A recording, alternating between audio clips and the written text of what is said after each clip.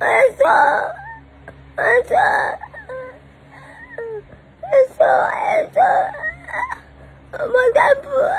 morning, good afternoon, good evening, wherever you're watching. This is DIGINAIJA TV. Don't forget to subscribe, like and share. Ó ga o, ọ̀rọ̀ Portable ti wá kọjá bẹ́ẹ̀ báyìí o. Ó dàbí pé lórí bail condition tí wọ́n fún Portable lè meet up bail condition yìí. Our bail condition yẹn ó involve many things. Chairman P-Man ó láti bá wọn dá sí. Ṣé Portable ní reputation gidi lọ́wọ́ P-Man chairman? Eléyìí máa lágbára o.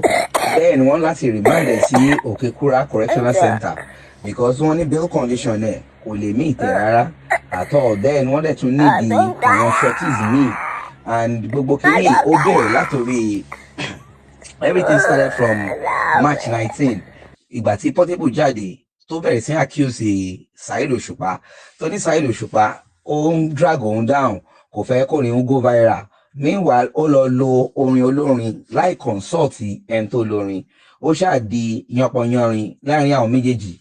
Bí ọ̀rọ̀ ṣe ti ń lọ àti ẹ̀rù kó bóyá Portable àti Saheed wọ́n ti gbàgbé ẹ̀ ní bíi pé bóyá internet cruise ni. Eléyìí ti wá kọjá internet cruise, eléyìí ò kí ń ṣe internet cruise mọ́ ó ti wá di serious matter. Now going to the bail condition.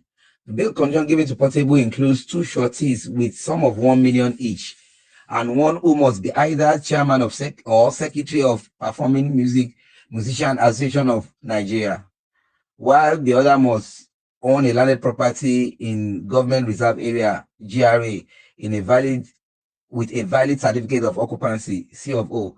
The singer was subsequently moved to Okekura Correctional Center in presence of his 2 wives, pending of his bail conditions.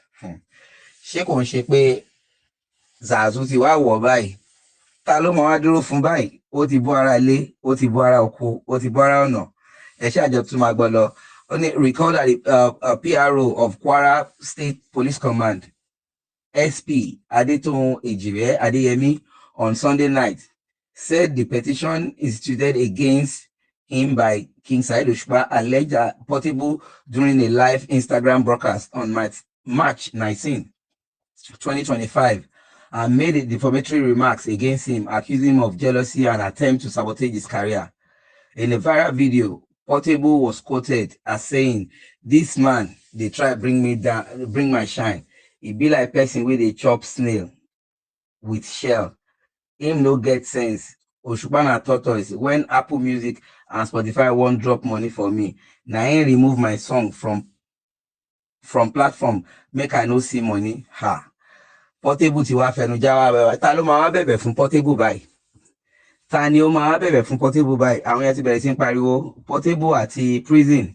They are 5 and 6. They are 6 and 5. Kò sẹ́ni tó like láti lọ prison. Kò sẹ́ni tó like láti wà incarcerated. According to that thing, he says Osupa described his statement as damaging, inciting an attack on his reputation, further claiming that the content had caused public tension and unrest. Which is true. Oríṣiríṣi gbàgbós ló ti ń lọ left and right. Àwọn ẹlòmíì bẹ̀rẹ̀ sí ń wo Saheed nísìnyí ní ìmọ̀ ojú tá a fẹ́ fi wo Saheed nísìnyí. Ṣé àwọn yẹn fẹ́ wo pé ṣé èèyàn burúkú ni? Ṣé Saheed lè èèyàn burúkú àbí Portable lè èèyàn burúkú? Torí ìgbà tí eṣinṣin ń jẹ légbò kò sẹ́ni tó dá sí. Tí légbò bá wá jẹ eṣinṣin sìn, ṣé légbò la máa blame àbí eṣinṣin? Ọ̀rọ̀ yìí máa lọ fà gan-an. Ó yìí lọ fà gan because case yẹn yìí lọ báyìí because Portable ti wà ní prison báyìí. Ó wá kú bó ṣe máa jáde. Please don't forget to subscribe, like and share. We'll update you as we're getting more information. Thank you.